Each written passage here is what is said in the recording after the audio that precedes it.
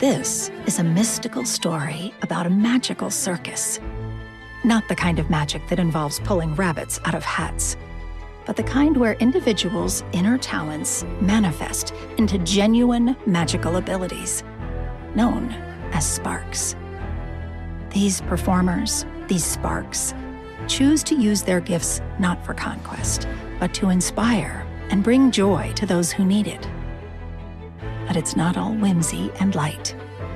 This historical fantasy takes place in the hopeful but ominous years between World War I and World War II. We're talking about the audiobook for The First Bright Thing, with narrator Petrea Burchard and author JR Dawson. On this, Desideratum. A desideratum is an essential thing. I'm audiobook narrator Teresa Bakken, and I found so many essential things in this conversation. You're about to hear author JR Dawson open up about her personal experiences with theater, which has served as an outlet for her creativity and weirdness. She speaks passionately about how theater education validates and gives voice. It's a big part of her characters and setting in The First Bright Thing. Before we begin, I want to sincerely thank this episode's sponsor, Positron. Positron provides fantastic services for audio artists and producers like me. I use Positron for prepping and proofing the audiobooks I narrate. I use what I need each month through their subscription service. You can sign up for a free demo of all that they offer at positron.com.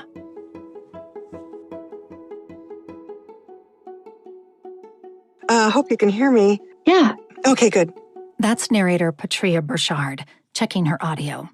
She joins us from her padded, cozy home studio with a shock of silver hair in a short pixie cut. I enjoyed this so much, but I've been struggling with explaining it to people. Yeah, it doesn't really fit in any one category. It's so different. Yeah. So I guess maybe that's a good place to start with Jen sort of explaining, how do you describe this story to people? Yeah, so I usually start with the circus. This is author JR Dawson. You'll hear us use her first name, Jen.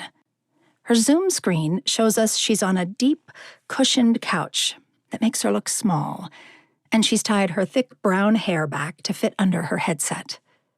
The First Bright Thing is her debut novel. Yeah, so I usually start with the circus, and people's inner talents have manifested into an individual magical ability that they can do, and they're called the sparks. Everybody in the circus has decided that instead of going out and conquering the world or whatever, they're going to put on a good show and bring this piece of inspiration to people who need to see it on a night that they need to see it. Yes. They provide something that someone needs to see. So they are in service through performance, through their special abilities. And sometimes it's one person, right? So they're making a difference in this one person's life. That was a really big theme to me of what set them apart. This idea that just being a light for one person. Yes. And that's what matters. I also thought that these sparks, these people in the circus. That's narrator Petrea chiming in. These people in the circus. Their sparks sort of correspond to what we might think of today as differences. You know, your quirk, your weirdness, whatever that might be. In your story, these things are assets, and they are beautifully combined, so each person has something different that sets them off, and maybe even makes them weird in general society. But when they come together in this circus, they have these beautiful, magical talents that they combine to create something you can't find anywhere else. And between them all together, they have a lot of power. Yeah. It's beautiful. It's just beautiful. One of the things that I love that you capture actually is like not just the voice of these unique individuals, because they are, you just said they're a little weird, they're a little quirky, right? You brought a lot of that kind of energy into your performance. Oh, well, that's great. I really wanted to. And honestly, it's hard not to when the material is that much fun and you can really, the characters are that clear and they are that interesting. It's like you made my job easier, Jen. I'm not just sitting here to praise you either. It really is easier for me anyway to dig into a book where the author really creates real humans, When I usually think about it, just in the abstract, I'm like, okay, Tim played Ed and Petrea played Rin. And then you really look at it and it's like, no, Petrea played everybody. Because my background is in playwriting. And so it was like a one-woman show. Well, except I have to say, can you get enough of Tim's voice? Oh my gosh. He has the most gorgeous voice. He did it so beautifully. He does gorgeous and dark, though. Gorgeous and dark, yeah. He stood in a deep, deep trench, not yet dead, but cut off from any life he recognized. The fields were silent until they weren't. Somewhere beyond sight, but creeping closer, he heard the whistling thunderstorm of mortars and machine guns. He couldn't breathe. He could barely swallow back vomit from the musty smell in the muddy air, a smell of men's blood and sweat, of earth opened and bombed, and of dead rats' flesh melting onto their bones. Gunpowder, tobacco and piss, planes above, shite below.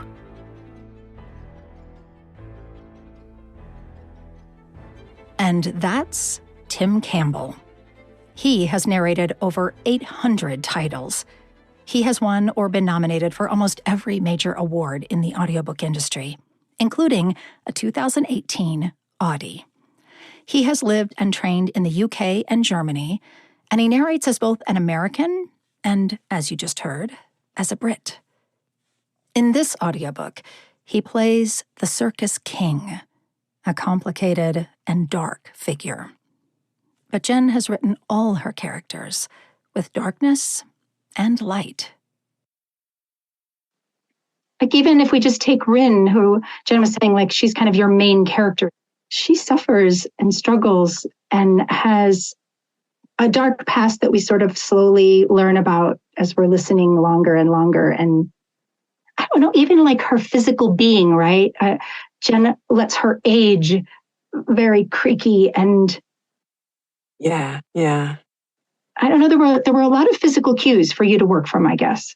Well, yeah, and you're an actor too, and a different actor might have read it in a different way. We all have our ways of interpreting those things. It's not like Jen just handed me every detail and all I had to do was follow it. But it's very inspiring material. And you're a playwright, Jen, so you know that at some point, I think the writer, at least when you're going to have somebody else perform the work, you kind of hand it over to them. Yep. And you have to hope that they have some idea of what to do.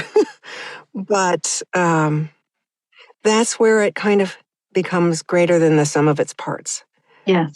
It becomes a collaboration. Well, and much like the circus itself becomes this collaboration, right? It's greater than the individual pieces, and there's so much of that living in this story. Yeah. That's a great analogy, Petrea. That's beautifully said. One of the themes that I wanted to talk about, there's references to theater and entertainment and the power of performance really woven through this story. It's part of how we connect. It's part of how it's more than a show. And so I wondered where that came from for you, Jen, why that was important for these characters and for this overarching storyline. Yeah. So I think that growing up in a conservative area of the United States, I grew up in Omaha, Nebraska. My outlet for weirdness was theater, was community theater, and doing a bunch of stuff at the Rose, which is one of the country's biggest children's theaters. And they have a lot of really great programming for kids and teenagers. And it was in those spaces that I met weirdos like me. And we had some sort of worth. Like I would go to my school and really didn't have a lot of friends growing up and like was considered just kind of an oddball and nobody really understood. I'd go home, not really a lot of people understood me there either. And then I'd go into this space where there was a stage and I had worth and I had validity and my voice mattered. And so when I got older and I started looking into what I was going to do for a career, I started teaching and got into theater education. And so for a long time, my main job was to go into outreach programs, go into public schools or libraries, et cetera, like summer programs, and do workshops with kids who had never done theater ever or had done minimal theater.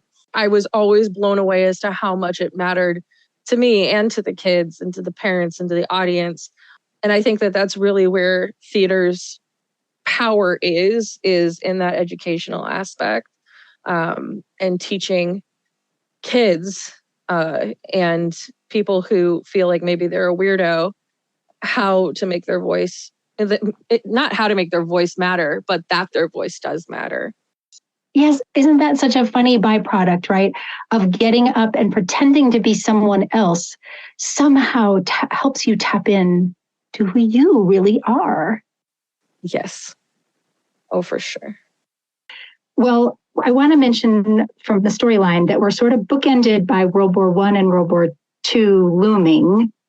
And the scenes that you give us from World War I in the trenches, I don't know how you worked your way through those, Petrea. Like how did you prepare for those days where you knew you had to live those things in your booth? I didn't. I didn't prepare any differently for those things than for any other things. It's not, this is going to sound a little weird, but we're talking about being weird. So, okay, here's my weirdness. These things affect me and I want to be affected. So in a way, it's good. It's joyous for me to feel these things. Frankly, reading the news today is not joyous, but a fictionalized account of something that happened long ago feels a little further away. And so maybe experiencing that is easier than experiencing something that's actually happening right now. I don't know. Maybe that's a weird way to describe it. But I want to feel those things. I want to feel an affinity for the people in the story. To me, that's a good thing. It feels good to do that. Yeah. I actually think that's a great way of explaining it. That's sort of a time traveler's way of explaining it, Petrea. Well, so why, Jen, did you choose this section of time to work your story into? Yeah, so I went to go see Peter Jackson's They Shall Not Grow Old, which is this documentary where he takes old footage of World War I, specifically around the Battle of the Somme and in the trenches. And he slows down the pace of the film and he colorizes it and he puts sound to it. So it looks like it could have been shot on a camera yesterday. And it was heart-wrenching. And the idea that these kids that went into the trench, like a lot of them did not come out, and the ones who did, it was devastating. And one of my hats as an educator is a Holocaust educator. So I already knew what was coming after all that. Like they keep saying the war to end all wars. And then, the atrocities that happened in the 40s. And I was like, God, that little pocket where in the 20s, where at least the United States really thought that things were going to be okay. Yeah. Like, what if you knew that they weren't? And I really related to that. I was, it was 2018. So we were in a particular presidential era. And I'm queer, non-binary, and Jewish in Omaha, and things were not getting better. And I mean, they ended up not getting. And So it was just like, wow, how do you keep getting up in the morning when you know that a lot of bad stuff is happening and is going to happen? And I thought that that was an important conversation because we do really need hope in this time. We also need to understand that hope isn't something that's weak or innocent or ignorant. Hope is something that you go into and you still have, and it's strong, even though you know how terrible the world can be.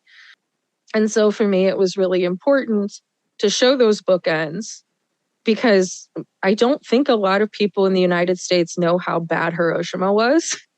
And I know that I particularly didn't know how bad the trenches were before I saw the documentary. I think that a lot of the time we kind of like to look away, and being able to look at something that happened 100 years ago and really see it for what it is, maybe today when something terrible happens, we can say no. And that never again actually means something. But we go into it with hope and with a belief that we're going to get through it. Yeah. I can hear so many of your characters in your voice just then. It's just funny hearing you just speak off the cuff about it. And there were many times where there was sort of like a sense of helplessness about the bad. Oh, yeah. And I appreciated actually the way that you wove tradition, Jewish tradition specifically, into these ideas of hope and where to find hope and how to hang on to hope. Do you want to talk about how you did that? I'm thinking of a mitzvah. Yeah. I mean, the sparks are actually a thing from Jewish tradition where it's the idea that each one of us has a spark of the good or the light or the divine inside of us. And our job is to bring that spark out in each other and make the world literally a brighter place. So when I constructed the world, I made it like, I thought about it as every single one of these characters do have a spark. Not all of them have manifested physically. So I think that the really beautiful part of Judaism is believing, yeah, the world sucks. Now, what are we going to do about it? And that idea of like, yeah, the world is unjust. Now what? Like, yeah, we feel awful about this and we acknowledge this. And now what are we going to do? And so that's a lot of strength. And it's not necessarily like, step 1, step 2, step 3. Yeah, it's not a direct answer to a hard question. It's more an overall belief system that doesn't say, oh, nothing bad is ever going to happen to you. Can't say that, but there will be light. And that we are responsible for making sure that that's true. Yes. That it's our actions that need to, even when it's hard, to stand up for, what's right and make sure that everybody is safe and the world's a light place. Yes. I like the way that the people that you've given these sparks to, that are really the strongest magical abilities, all sort of grapple with their yin and yang, their light and dark, and how even with magical powers, we can feel insecure, unloved. I thought the way that you juxtaposed not just a bad guy being bad and someone good being good, but all of our good guys and bad guys having these moments, we brought us into their heads for just a more in-depth look at what it means to be light or dark. Yeah, no, I think that I grew up with the Sam Raimi Spider-Man of with great power comes great responsibility. Like if you have some sort of power, be it like, you're super convincing when you speak to people, let's say, or you are really good at painting the world how you see it, or you're great at leading people and people look up to you. Like with that power, are you going to influence and treat people kindly, or are you going to be selfish about it? Or, I think that each one of us has the ability to be a real snot or to be, a shining light. And that's why it's so amazing and wonderful when somebody does something good because they didn't necessarily have to do it. Yes, each time it was a choice. Well, okay. The other word that comes up multiple times is shuva. Shuva, I really love because it means that you were always good enough. It's a return to who you have always been. And I think that working with young folks, and working with people who are artists, I feel like a lot of us are like, well, if I, wasn't neurodivergent, or I wasn't disabled, or I, wasn't queer, or I wasn't this, or I wasn't that, then I'd be enough. Then people would like me. Then, there's this perfect like shadow of who I'm supposed to be somewhere. And it's like, no, you're good just the way you are. But like Mr. Rogers said it, I like you just the way you are, and that's enough. So Shuva isn't necessarily a forgiveness of oneself, but it's a return to one's inner core and who you were. Yeah. I loved it. Okay, let's see. Read through my notes real quick. Okay. Can I say something about Petrea's pronunciations, though? Like, one thing that I was really excited about is that Petrea knew how to pronounce all of these small towns. I think I got to hear like the audition tape, and she said Kearney. I was like, well. My uncle lived in Kearney. The book takes place a lot in the Midwest. Not all of it, but most of it, the largest proportion of it. And Jen is from Omaha, and I'm from DeKalb, Illinois, and I know that train route. I know that route. My uncle lived in Kearney. My cousins were in Mount Pleasant, Iowa, and part of the circus takes place in Lawrence, Kansas, where I was born. Wow. So I just felt like, oh my God, I have to have this book. Please give me this book. When I read those things, I was like, oh my God, I just fell in love with it. It was so home for me. It felt like home for me. Yeah, it is important. I think whether we realize it or not, we very much see ourselves as connected to places. And they hold, even if you haven't lived there in a really long time, they hold this sort of deep core memory kind of feeling. Yeah, that's one of the notes I do have is about Colorado. So I've spent the last 25 years in Colorado, and you make Colorado just a magic place. It is magic to me. Yeah, it was funny because one of the first like author events I did was in Denver in front of a bunch of really wonderful like independent booksellers. And I was so excited because our magical place in growing up was Estes Park, Colorado. And we would do this like road trip where we started in Fort Collins and worked our way down through the mountains to Colorado Springs. And like we stopped in Denver and all this. And like, so every summer it was this like, wow, mountains exist thing. There is a majesty to them. And I think you really captured that, the way that they ground us, maybe like in feeling small in who we are, but knowing that we're part of something bigger. And yeah, I guess the one thing I wanted to come back to Petrea about is we've talked a little bit about how, being different is kind of the essence of a spark. But there are things in this time frame, in the circus, in the Midwest or in Lawrence, Kansas, that they do hide from their audience. I'm thinking specifically about this love. And for some ways, to me, this is really a love story. And I just wonder, Petrea, how you felt about Rin and Odette, that part of the love story. Rin held Odette's firm hips, her fingers feeling the rough sequin hems. Odette smiled, sweat beading down her rosy cheeks, and gave a breathy laugh as the audience swelled in cheers. Rin had nearly forgotten there was anyone else in this tent. "Amazing job," Rin whispered. "Love you," Odette said, squeezing her hand before bouncing away and waving emphatically at the audience. She bowed, and Rin felt a hook cut into her gut. If Rin had been a boy, or if Odette had been a boy, they could have kissed in front of these people. In fact, the crowd would have positively swooned for the two of them, roaring into whistles and croons as they'd have held each other closer. But even with all the love threaded between them, Rin reminded herself that she couldn't hold Odette for too long in the spotlight. The audience was enchanted by them, their magic, their differentness. But a kiss would break the spell, and the audience would realize the magic was no show. This was real, and it was all right to be different, until it wasn't. The line that I underlined like 5 times after I copied was, it was all right to be different until it wasn't.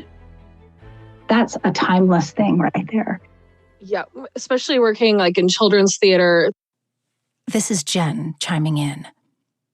In children's theater, there were a lot of times where Omahans would come see the show with their kids and, oh my gosh, is it, Shrek awesome and all this. But then like, if they saw us, leaving in our street clothes or whatever, then we would, we were like weirdo queeros or whatever, like there's always been this weird dichotomy between actors and audience where we're in it together when it's a play. And then when that fourth wall breaks, or when that spell wears off, all of a sudden, like we are shenanigan freelancers, we're weirdos, and they are the patrons. As a performer, it is a little uncomfortable sometimes. And the other thing is that I wanted to say about their marriage is that when I started writing it, I was like, yeah, well, I'm going to make them married because I'm going to make them married. Like, okay, sparks exist.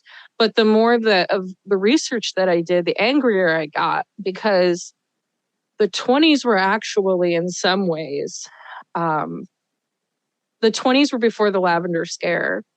And there are silent movies with sapphic kisses in them.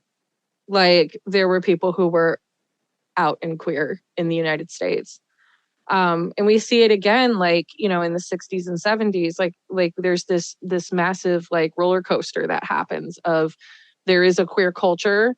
There was this massive queer culture in New York, especially, and then all of a sudden it gets shut down. And so around World War II in the 30s, et cetera, there's the Lavender Scare, there's the code that comes out for storytelling.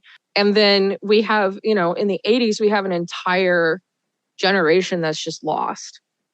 So, when I'm growing up in the early 2000s, I had maybe one queer elder who couldn't tell us that he was queer. Like, we just kind of figured it out.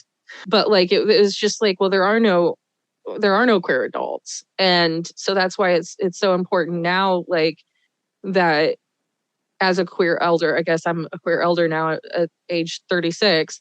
But it's important that the kids, that kids who are coming up see that queer folks can have happy adulthoods and safe adulthoods and kind relationships.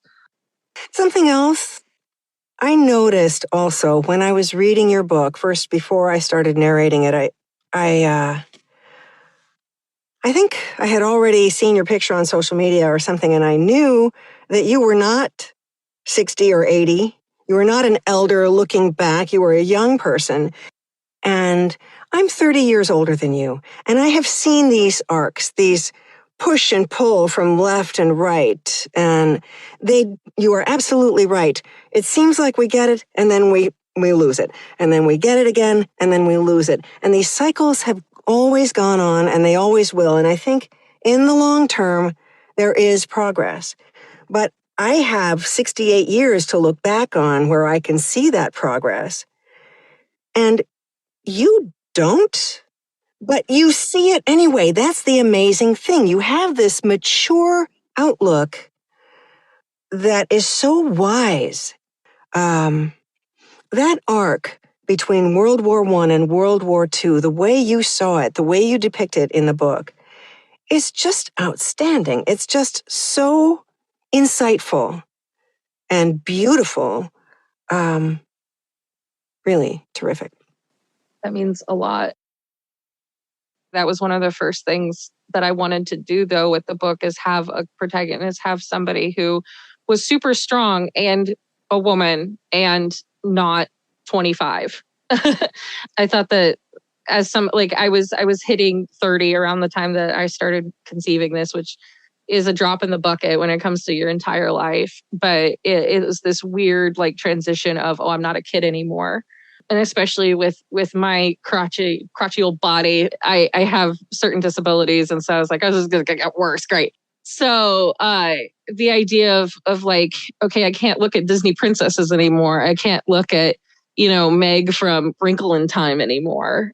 And so I started like thinking about the characters that we have who are older than 30 and women. And they are out there, but they are not as, prevalent or as in number as like Gandalf. It's one thing that I really wanted to do is do right by Rin and have somebody to look up to and be excited to grow into. Yeah, she's a great heroine. I think so too. And I think you really do understand some of the fears and thoughts that come with aging. They exist. They are there. And you treated them so gently and so fairly and so honestly. That's terrific, yeah. Okay, so the last question I like to ask has to do with the name of the podcast. I named it Desideratum, which means an essential thing. And there was a poem called Desiderata that hung on the wall when I was growing up, and it's full of essential things. So for you as a storyteller, and we've done this a lot, we've touched around and dug around a lot this hour, but if someone were to say to you, Jen, what's really essential, how do you answer? I would say, so my book launch, my good friend who is the MC for the night asked me like, what is the call to action at the end of this book? What do you want people to take away from the book? Like, do you want them to go plant a tree or like punch a Nazi or like, what do you want? And I was like, that's all good. But also before that, what's essential is that you understand that you're enough. And I don't think that we hear that a lot. And I think there's always, well, you could be better. Well, why did you do that? Or there's always some sort of criticism. And so I think that to just take a breath and be like, you're good. Like how you are is great. And that, that's a very powerful message for the queer community. And also as a millennial, it's a powerful message for me to give to myself, like, that you are seen and that however you come to the table is great. A big thank you to Jen, also known as JR Dawson, and thanks to narrator Petrea Burchard, narrator Tim Campbell, and all the fine folks at Tor Publishing Group, including producer Steve Wagner, for sharing the spellbinding clips you heard, and for bringing the First Bright Thing audiobook to life. I hope you'll want to listen to the rest of the story wherever you get your audiobooks. I'll put a link to Libro.fm in the show notes. When you buy your audiobook from Libro.fm, you can choose a local to you bookstore to support. And when you follow the affiliate link in the show notes or on the Desideratum website, you also support this pod.